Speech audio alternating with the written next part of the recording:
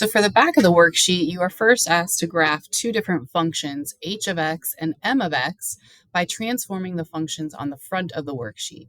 So on the front, I've just copied our graphs from the front. You had f of x, and f of x was the function 2 to the x power. And then you also had g of x, which was the function 1/2 raised to the x power. So if you look at h of x is a transformation of f of x. And the reason that I know that is because we have 2 to the x minus 4 power plus 3. You can see the base of our power was 2. And over here in f of x, the base was also 2. So I can see that I'm really transforming this function, the red one, f of x. And the way that I'm transforming it is by, well, in this case, I see the x minus 4. This tells me that you're moving right 4 units. And then the plus 3 on the outside over here tells us that the function would move up 3 units. So I can literally transform this function right 4 and up 3, and you'll get the function h of x. And you can do that with every individual point. So you can go right 1, 2, 3, 4, and up 1, 2, 3 to get this point. This point here goes right 1, 2, 3, 4, up 1, 2, 3. This point goes right 1, 2, 3, 4, up 1, 2, 3. What was your y-intercept goes right 1, 2, 3, 4, up 1, 2, 3. And you can do this with all of the points. 1, 2, 3, 4, 1, 2, 3. This point's here, and I can see where the other points would be as well. So what you have here is this exponential function. It's still an increasing function. It goes up from left to right.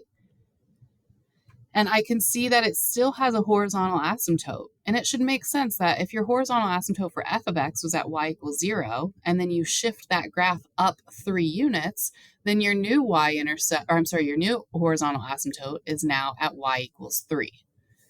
So this has an asymptote at y equals 3. And let me go ahead and label this. This is h of x, just so we can see which one is which. The transformations, moving it right and up, that's not going to do anything to your domain. So your domain is still going to be all real numbers, but your range is impacted. So when your graph goes up like this, when your range for f of x went from 0 to infinity, now it's going to go from 3 to infinity for h of x, excluding 3. It's never going to cross that. And lastly, to get your y-intercept, I can see that you would have a point that's a little bit above 3 there. But if we want to figure out exactly what that is, anytime you're finding a y-intercept, you get it by plugging in 0. So if we plug in 0, that's going to be 2 to the 0 minus 4 power, or 2 to the negative 4th power, and then plus 3. Well, 2 to the negative 4th is the same thing as 1 over 2 to the 4th, or 1 over 2 to the 4th is 16, plus 3. So that would be 3 and 1/16, which you could write with a decimal, or you can write as a mixed number like that. For this next one, m of x, hopefully we can see that m of x having the base of 1/2 is going to be related to g of x. So we would be taking the function g of x, and when you have the plus 5 here, that means you're going to move left 5. And minus 7 means you're going to go down 7. So each of these points, you could go left 1, 2, 3, 4, 5, and then down 1, 2, 3, 4, 5, 6, 7. And you can do that with every single point. So 1, 2, 3, 4, 5, 1, 2, 3, 4, 5, 6, 7. Left 1, 2, 3, 4, 5, down 1, 2, 3, 4, 5, 6, 7.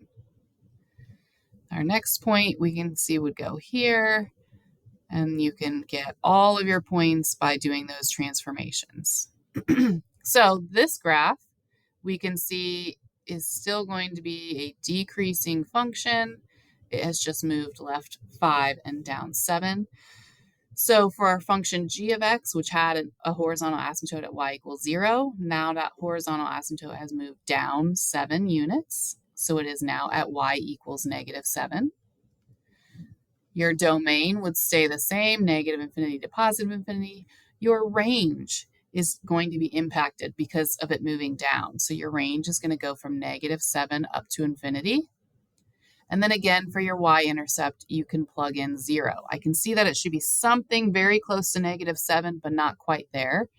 Well, if we do 1/2 raised to the 0 plus 5, so to the 5th power, and then minus 7, well, 1/2 to the 5th power is 1 over 2 to the 5th power, or 1 over 32, minus 7. So you could think of this as negative 7 and then adding 1 over 32. So you're going to be left with negative 6 and 31 over 32. So your y-intercept is 0, comma, negative 6 and 31/32, which of course you could have as a decimal.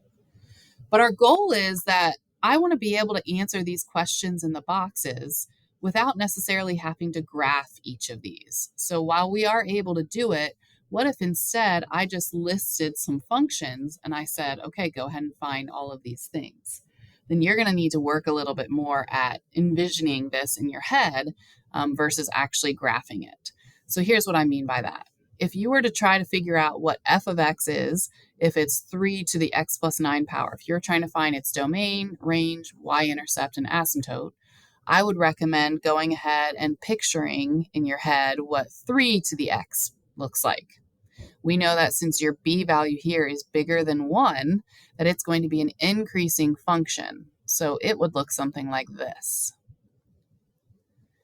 So that would be our original function 3 to the x power. So now if we transform it, I see this plus 9 here. This means that I'm going to take this graph and I'm going to move it left 9 units. So if you were to take this and move it left 9 units, it's going to shift over here somewhere. It doesn't move up or down. So think about how is that going to impact your domain, your range, your y-intercept, and your horizontal asymptote. Well, since it doesn't move up or down, your horizontal asymptote is still going to remain at y equals 0. And so because of that, we know our range would still go from 0 to infinity because there wasn't a reflection, so it's still above the x-axis, and your domain is going to be all real numbers. To find your y-intercept, you need to take 3 to the 0 plus 9 power, or 3 to the 9th power. So when you do that, 0, 3 to the 9th power is a big number. It's going to be 19,683. That's something that you would probably want to use your calculator on. Let's look at a couple of other examples. 4 plus 0.5 to the x power. Well, I'm going to be considering this as my original function that I will then be transforming by adding 4. So this is 1/2 to the x power. Your b value is between 0 and 1, so it's a decreasing function. So it looks like this. So if you add 4 outside of the function, that means that you're shifting this up 4 units. So that's taking this, and now you're going to go up 4 units, so it's going to come up here. Your your horizontal asymptote was at y equals 0, so now it should be up 4 units, so it should be at y equals 4. So your asymptote is at y equals 4, which means your range then is going to go from 4 to infinity because it's still above that asymptote. Your domain is still going to be all reals. And so the last thing you need to figure out is your y-intercept. And we can see that it should be above 4. It's just a matter of what is it. Well, if you plug 0 in here, 1/2 to the 0 power is 1, plus 4, you're going to get out 5. So your y-intercept should be at 0, 5. I'm going to do one more in this video. So let's look at something like, I'm going to jump down to this one. If you have, actually I'm going to comment on this one. Did you know that this function f of x equals negative 9x, or 9 to the x power? It's not actually negative 9 to the x power. It's the opposite of 9 to the x power. The negative is not part of that base. This is the same thing as writing negative 1 times 9 to the x power. So 9 to the x power is increasing. It's going to look like this. But multiplying by that negative 1 means that you're going to reflect over the x-axis. So it's going to look like this. Which means that your domain is still going to be all reals, but the biggest impact here is your range. You're no longer going to go from 0 to infinity. It's going to go up from negative infinity to 0. Your asymptote is still at y equals 0. It's just that your graph has flipped over the x-axis. So then your y-intercept, if you're plugging in 0 here, 0, 9 to the 0 power is 1. So the opposite of that would be -1. So I'm going to apply that to this down here. If we had something like 0.2 to the x, that would be a decreasing function like this. But when we're looking at this now, I see that we have a couple of things happening. Sometimes it's helpful to rewrite this as -0.2 to the x power plus 3. That way there's two different things happening here. The first is the fact that you have a negative here. This is like your a value. You're multiplying by a -1. So this means you're going to reflect over the x-axis. And you have a plus 3. This means that you're going to move up 3 units. So if you're going to move up 3 units and you're going to reflect over the x-axis, there's a lot of stuff happening there, and you have to figure out what's going to actually impact your graph. So we work with our reflection first. So it would reflect, and then it would move up 3. So it's going to go up 3 units here. So it's going to look something like this. This is our final answer there.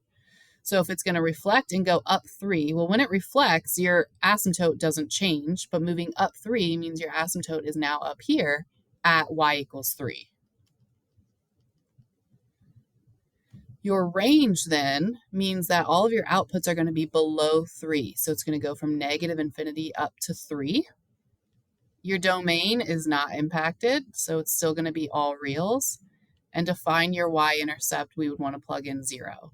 So if we plug in 0, 0.2 to the 0 power is 1. 3 minus 1 is 2.